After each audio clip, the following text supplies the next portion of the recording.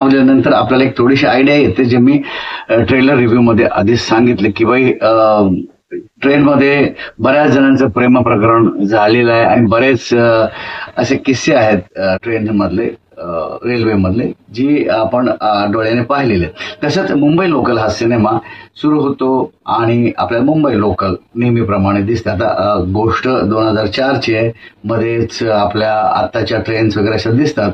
खरं तर ह्या सिनेमामध्ये ना कुठे कॉस्ट कमी कटिंग केले मला कळत नाही, कारण की सुंदर सिनेमा बनवला तुम्ही, पण थोडस ना हलगर्जीपणा केलाय असं मला वाटतं. त्याचं कारण असं की हा सिनेमा खरंच चांगला होता, मस्त सिनेमा होता, मस्त स्टोरी लाईन होती, मस्त डायलॉग्स होते, स्क्रीन प्ले चांगला होता. पण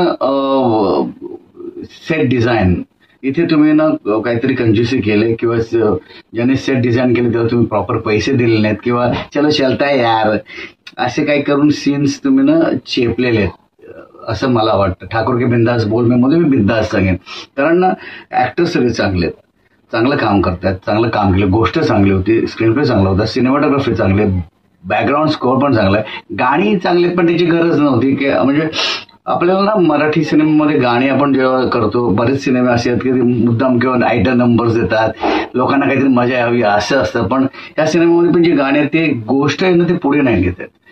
गाणी आहेत चांगली, चांगले पिक्चरायझेशन आहे, पण धमाल अशी येत नाही.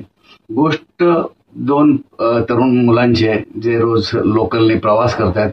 लेडीज डब्यामध्ये ती जाते, जेंट्स डब्यामध्ये मुलगा जातो. आता बऱ्याच वेळेला जेन्युअनली म्हणजे असं बघायला गेलं तर आपल्याला कोणीतरी आवडतं आणि मग त्याच वेळेला आपण जातो, ती त्या वेळेला येते की नाही असे प्रकार सगळ्यांबरोबरच घडलेले असतात.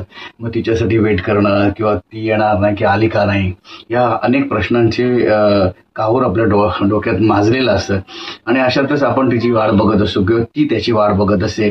आणि first love, first sight love असं म्हणेन, ते तर ट्रेनमध्ये घडतं. आणि ट्रेनमध्ये फर्स्ट साईट लव्ह झाल्यानंतर कोणाचं प्रेम होतं, तिचं त्याच्यावर होतं, त्याचं तिच्यावर होतं, की दोघांचं एकमेकांवर होतं, हे बघण्यासाठी तुम्हाला सिनेमा बघायला लागेल मुंबई लोकल.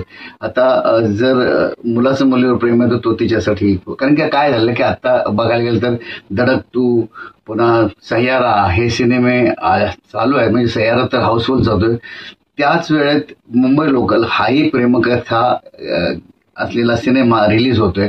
आता एक सह्यारा खूप सुपर डुपर हिट चाललाय, त्याच्यानंतर धडक 2 आलाय, तर तो किती चालतोय ते मला आता माहित नाही, की तुम्ही आता बघणार आहे आणि त्याच्यानंतर मी सांगतो. पण तरी सुद्धा सह्याराने आपलं मार्केट धरलेलं आहे, पकडलंय.